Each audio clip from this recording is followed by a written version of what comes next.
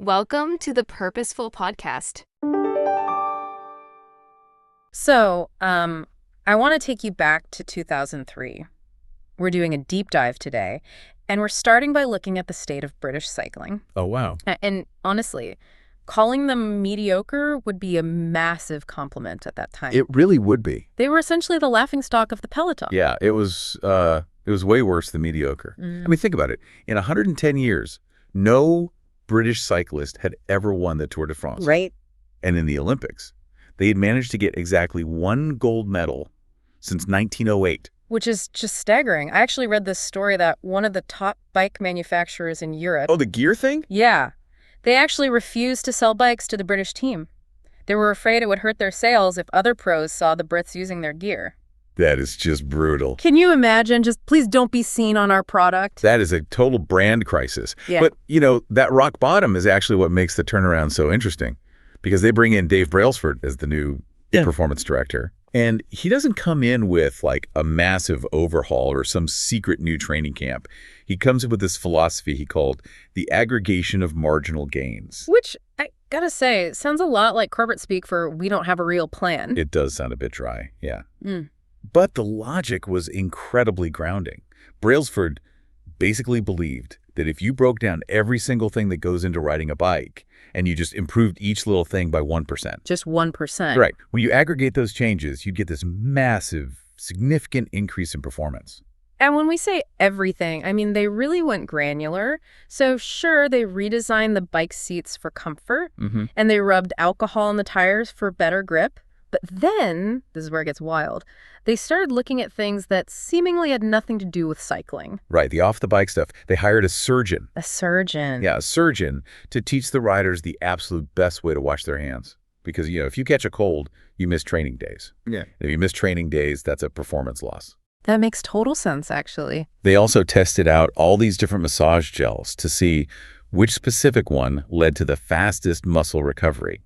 They even tested pillows. Wait, pillows? Yeah, they figured out which exact pillow and mattress led to the best sleep for each individual rider, and they literally trucked them between hotels on the tour. That's dedication.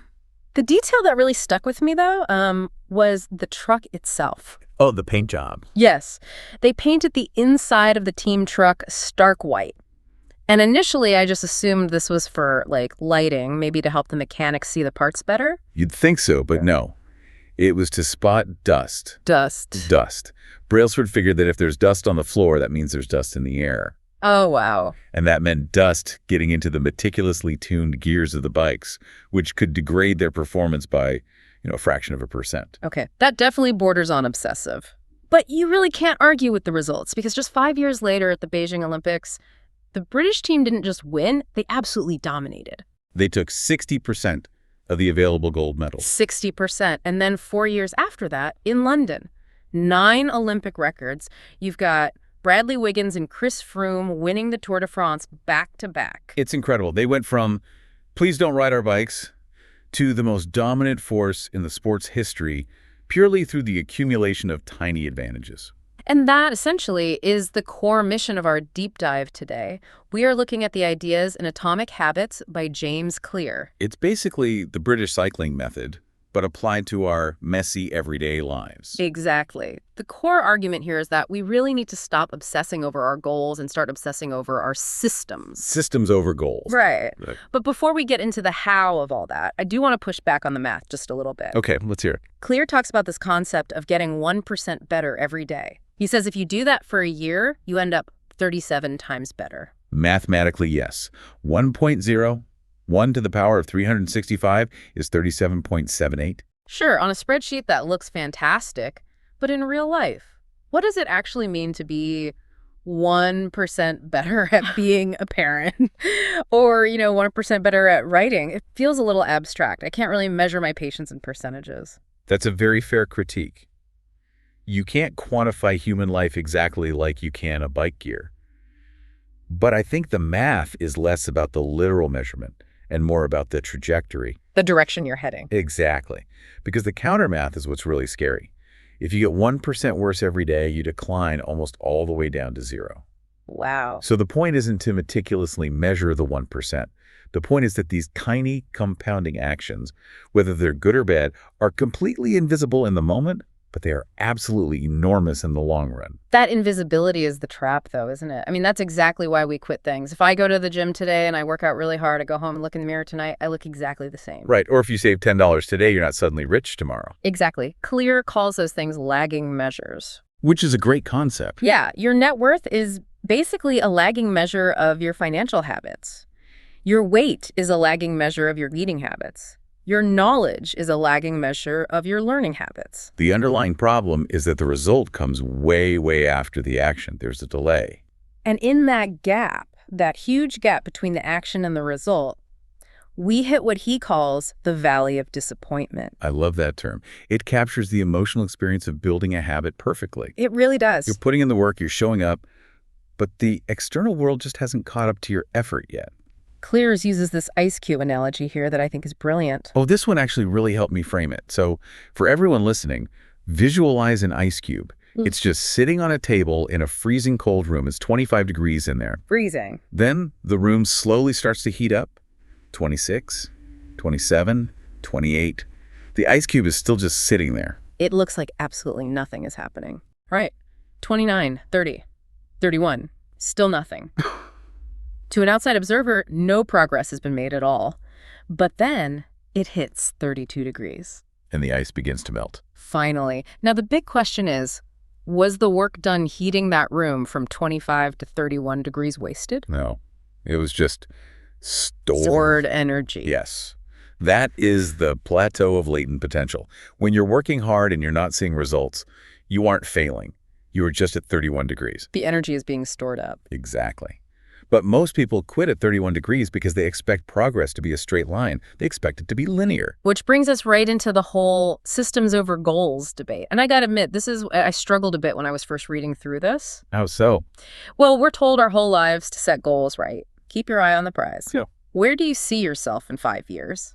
If I don't have a specific goal, aren't I just drifting around aimlessly? You definitely need a direction, sure. Goals aren't useless. But Clear argues that goals are good for planning your progress, whereas systems are what's actually good for making progress. Think about it this way. Winners and losers usually have the exact same goals. Oh, right. That's essentially survivorship bias. Exactly. Every single Olympian stepping up to the starting line wants the gold medal. Every candidate applying for a position wants the job. If both the winners and the losers have the exact same goal, the goal cannot be the thing that differentiates them. It has to be the system. It has to be the system they follow every day.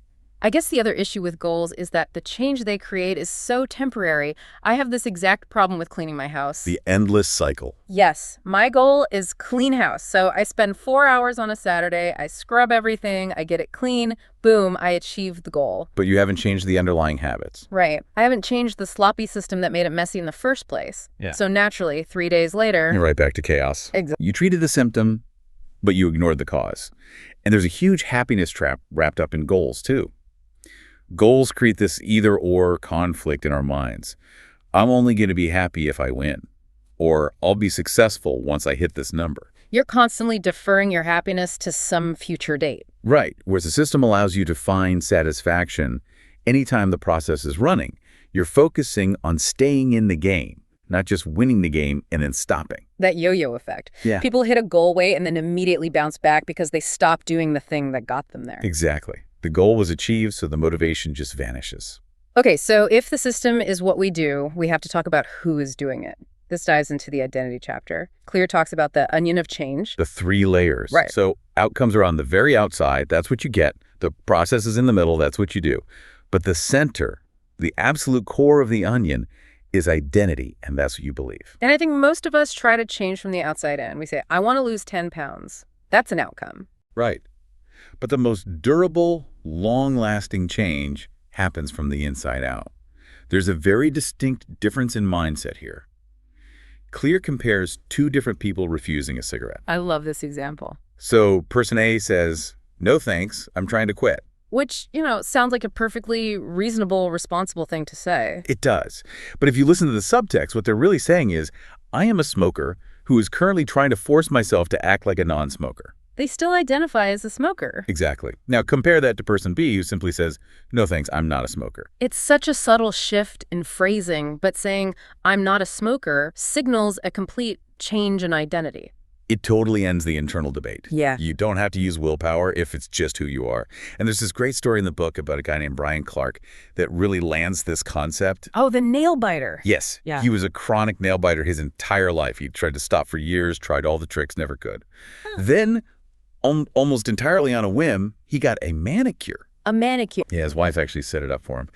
And for the very first time in his life, his nails looked immaculate. Wow. The manicurist even told him, you actually have really great healthy nails aside from the chewing. And he looked down at his hands and he felt this huge sense of pride. And he stopped. He never chewed them again.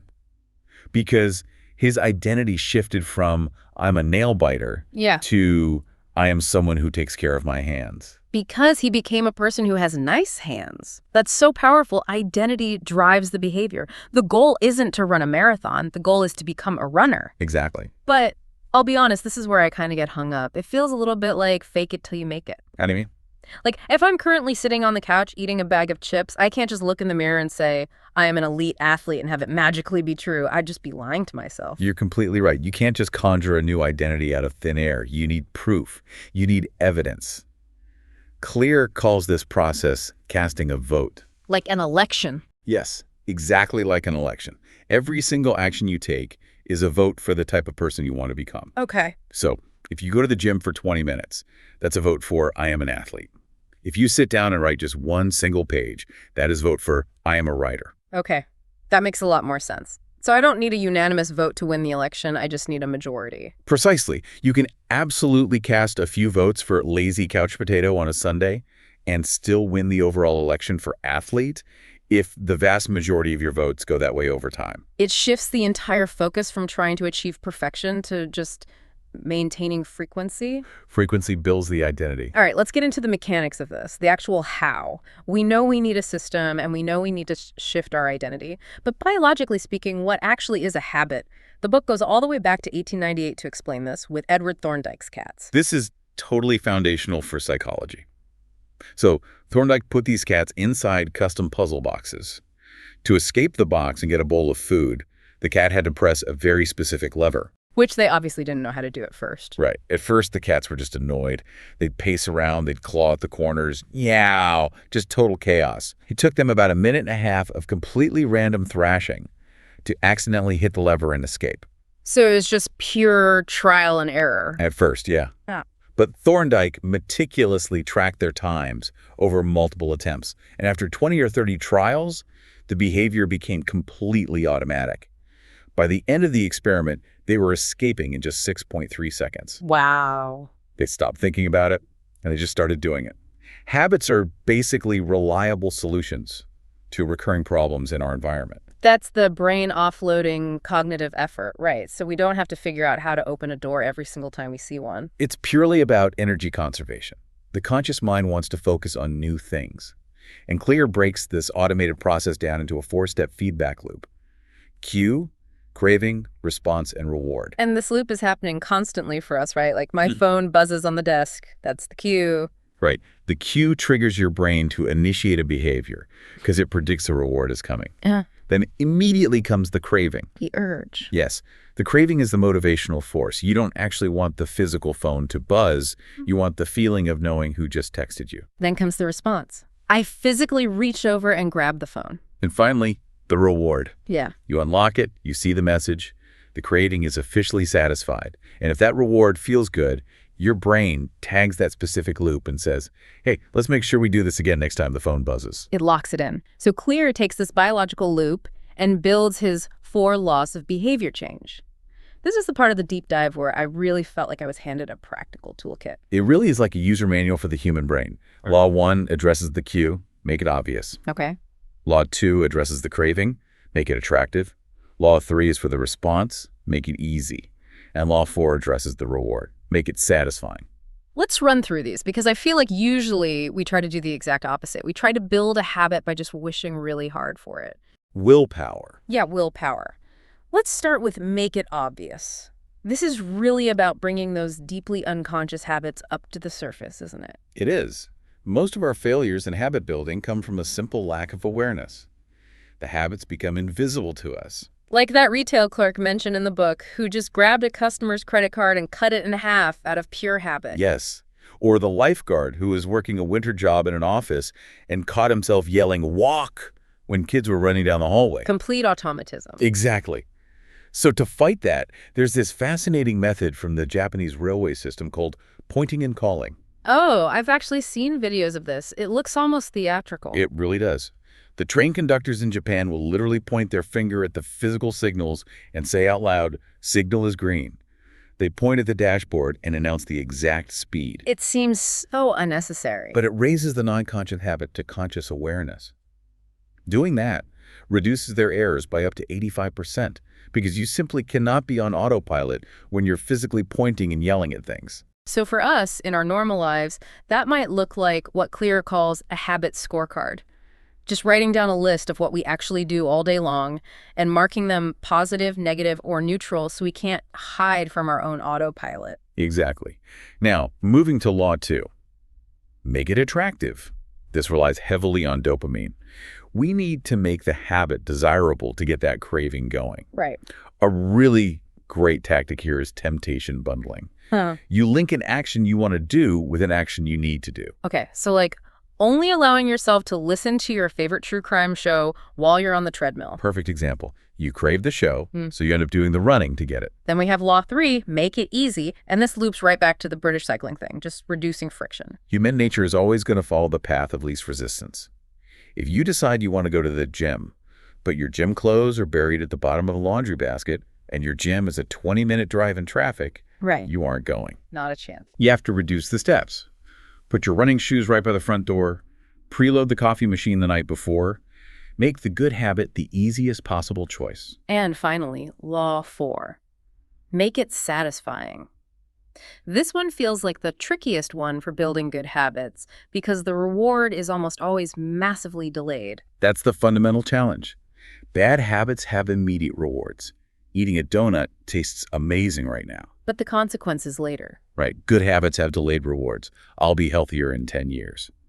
You need to find a way to add a little bit of immediate pleasure to the good habits just to keep the primitive part of your brain happy while you wait for the long-term payoff. So we have this fantastic framework. Now I want to shift to execution. There is a study mentioned in the sources involving 248 people who were all trying to build an exercise habit, and the results were, honestly, they were shocking. It's easily one of the most compelling studies in the entire book. So they divided these people into 3 groups. Group 1 was just the control group. Track how often you exercise. That's it. Simple enough. Group 2 was the motivation group. They were given all these materials to read about the incredible health benefits of exercise, hoping it would inspire them. Okay, so hyping them up. Right. But Group 3 did something very specific. They made a concrete plan. And the difference in the results wasn't subtle at all? Not at all. Yeah. Groups 1 and 2 had about a 35 to 38% success rate. So essentially, the motivation group did no better than the people who got no help at all. Motivation basically did nothing. Wow. But Group 3, the planning group, they had a 91% success rate. 91%. That is statistically wild. What exactly was the plan they made? It's a technique called an implementation intention. They just filled out a very simple formula. I will do this behavior at this time in this location. So not just, I'm going to try to work out more this week, but specifically, I will exercise for 1 hour at 5 p.m. at the local gym. Exactly. Precision creates clarity. Most people walk around thinking they lack motivation, but what they really lack is clarity. When 5 p.m. finally rolls around, you don't have to sit there and debate, ooh, should I work out today? Am I feeling it? The decision is already made. You just execute the plan. Exactly. That actually leads to one final tool I want to touch on, which connects to that feeling of spiraling consumption we all get, the Diderot effect. Oh, poor Denis Diderot. Oh. He was this French philosopher, lived most of his life in relative poverty until Catherine the Great came along and bought his entire library. So suddenly, he actually had some money. Nice. And he went out and bought himself a beautifully crafted scarlet robe. Treat yourself, Diderot. He did. But then he noticed a problem. The robe was so elegant and so perfect that everything else in his house suddenly looked like trash by comparison. Oh, I see where this is going. So he felt he had to replace his rug to match the robe. Then the new rug made his old mirror look bad, so he bought a new mirror. Then a new kitchen table. It was this massive chain reaction of consumption. I feel this deeply on a personal level. I bought a new couch for my living room last year, and suddenly the paint on the walls looked totally wrong, and the lamps looked cheap. That is the Diderot effect in action. One behavior naturally triggers the next. But Clear says we can actually use this psychological chain reaction for good with a technique called habit stacking. Using the chain reaction for productivity instead of just shopping. Exactly. You take a habit you already do effortlessly every single day, like brushing your teeth, and you intentionally stack a brand new habit right on top of it. The formula is just, after I do my current habit, I will do my new habit. So after I brush my teeth, I will floss exactly one tooth. Yes, or after I pour my morning coffee, I will meditate for 1 minute. You're piggybacking on the neural pathways that are already built and solidified in your brain. You don't have to try and find the time. The time is already anchored to something you're currently doing. It makes the new habit incredibly obvious and easy to execute. Well, we have covered a massive amount of ground today. From the aggregation of marginal gains with the British cycling team to the biology of the Thorndike feedback loop. We unpack the 4 laws, make it obvious, attractive, easy, and satisfying. And we really dug into identity, the fundamental idea that you aren't just trying to do a thing, you are trying to be a new person. And I think that's exactly where I want to leave it for today. We so often think of habits as these rigid, kind of boring tools for productivity, but really, they are the day-to-day evidence of who we are. That's the biggest takeaway for me. As the source says, you do not rise to the level of your goals. You fall to the level of your systems. I want to go back to that ice cube analogy one last time, because I think a lot of people listening to this, and honestly, me included, are sitting at 31 degrees right now in some area of our lives. It's a really hard place to be. It can feel really defeating. You've been doing the system, you've been casting the votes every single day, but the room still feels cold, the scale hasn't moved yet, the bank account still looks the same. But the heat is building. That is just the physics of it. If you sustain the input, the output is eventually inevitable. The only way you truly lose is if you walk away from the table at 31 degrees. So, the provocative thought I want to leave you with today. Where in your life are you currently standing at 31 degrees? And are you willing to stay in the room just a little bit longer to finally see the melt? Don't break the chain. Thanks for taking this deep dive with us today. Keep casting those votes, and we'll see you next time.